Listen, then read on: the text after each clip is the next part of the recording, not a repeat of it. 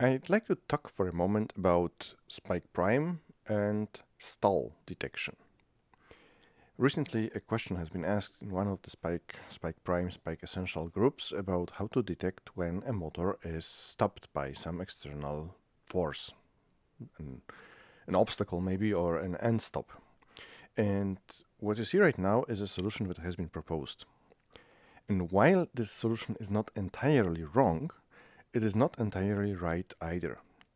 And instead of starting a discussion, I decided to make a short video to explain how exactly does the motor control in Lego Spike systems work. Because it is one of the things that is pretty much misunderstood quite often. And it helps if you understand it right to the core of it. So you know that there are at least 3 categories of movement blocks when you are talking about single motor, and there are similar 3 of them when we are talking about the pink movement blocks. And one is to start motor at a certain power, at a certain speed, or to move a motor to a certain destination. To understand how they work, it is important to understand what happens inside the brick. Namely, when we take our motor,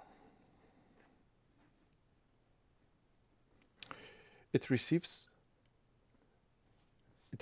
power from the brick. So within the brick, there's a piece of electronics that can provide power to the motor. So when you say go at a certain power, you tell how much power this element should provide to the motor. Actually, it's a little bit of a confusion because what this block physically controls inside the brick is the motor voltage. Now, when you tell the brick to provide a certain voltage to the motor, it will spin at some certain speed. How fast, it depends on the motor and of course on the voltage applied. So how charged your battery is, or if there were some, if we're talking about the EV3 brick from the previous Mindstorms iteration, it would be whether you use the lithium accu or you use some AA batteries. So this voltage is specified as percent of the battery voltage, and it can go from 0 to 100%. What happens when you load the motor, when you provide some friction, when your robot goes uphill or starts moving on a carpet instead of flat, smooth floor surface, is that as your load increases, your speed will go down. Now, the motor has a sensor on its shaft that provides to our brick speed and position information. So what the brick can do is control the speed of the motor. And indeed, there is a speed controller.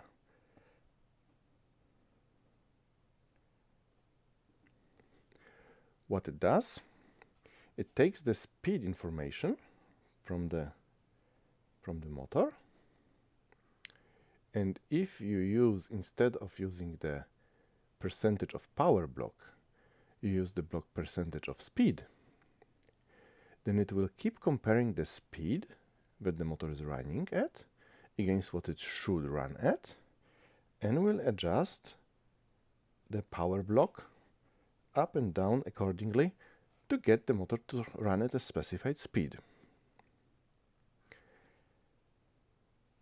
So, and if we tell the motor to go to a certain position at a certain speed, then it will also take the position information in, compare it to where it should be, and if it isn't where it should be, there will have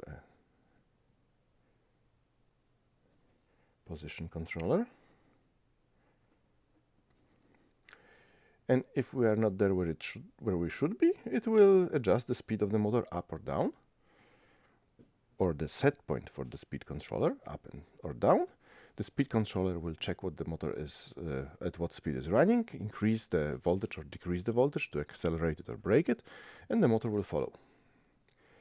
Now, the important thing to understand is that when we use the power block, the motor receives a certain fixed voltage percentage, and the speed of the motor will depend on how much load is applied.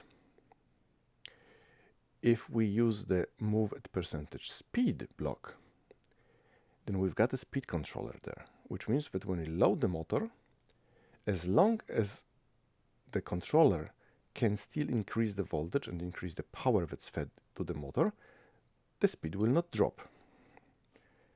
So here, when we got load and we've got speed and power, with zero load we've got close to zero power and a constant speed. As we increase the load, the power will get increasing until the power hits 100%. From there, the speed will decrease because the controller cannot give any more power to the motor than 100%. Now, when we do the stall detection by using the speed control block and checking the motor speed, then we react to this point. Like when the controller is no longer keeping speed, the motor is already overloaded and it has been slowed down to the point where we recognize, okay, it is slowed down. This is the right strategy for the uncontrolled block. If we say go at certain power and the speed drops, then we are at stall condition, and if the speed drops too much, then, well, we are stalled.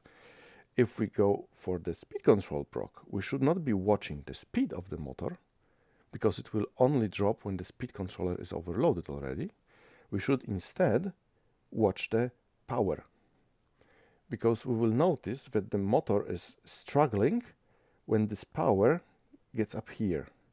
So we can watch when is the power exceeding, say, 80%, 90%, 95%, and then say, okay, if the speed controller needs over 90% of the power, available power, to keep up with the speed, then the motor is overloaded. And then we stop. In real-world applications, this is the safer thing to do.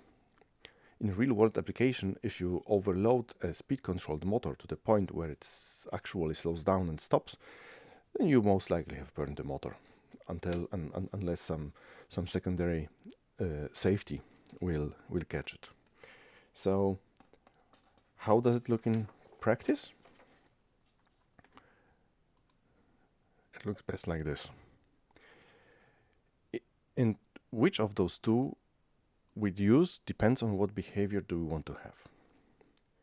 This solution will run the motor in an uncontrolled mode. So once the motor gets loaded, gets more load applied to it, it will slow down. And if it slows down to a very slow creep, then we stop the motor. We consider it overloaded then. The thing is, the speed is dependent on the load. Sometimes it is something we want, sometimes it isn't. The second solution we would use if we want to have a constant speed, controlled speed, until we hit some stop. This is more likely going to be useful when referencing your FLL robot against some wall or similar, because the wheels they will move at a constant speed until the friction exceeds a given value. The motor does not need to slow down for that to be detected. We can put the threshold much lower than 90%. We can say, okay, when we are referencing the robot against the wall, then it should move against the wall, and already at, I don't know, 20-30% of the output power, we detect that the wall is there. because the friction between the wheels and the floor will most likely not be enough to stop the motor when it's running in a controlled manner. And if we try doing it with this block, then it may be so that our percentage of power that we apply will be too little to move the robot reliably. So with this solution, we can say, okay, you go at a given speed, and the speed controller will keep the robot going at a certain speed, and we watch the load on the motor here. We don't watch the speed will not drop.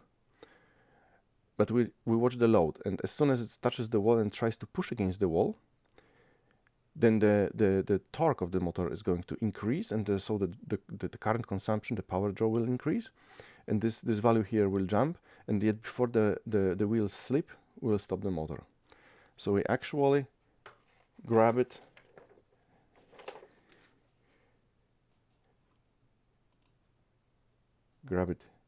here and not first here.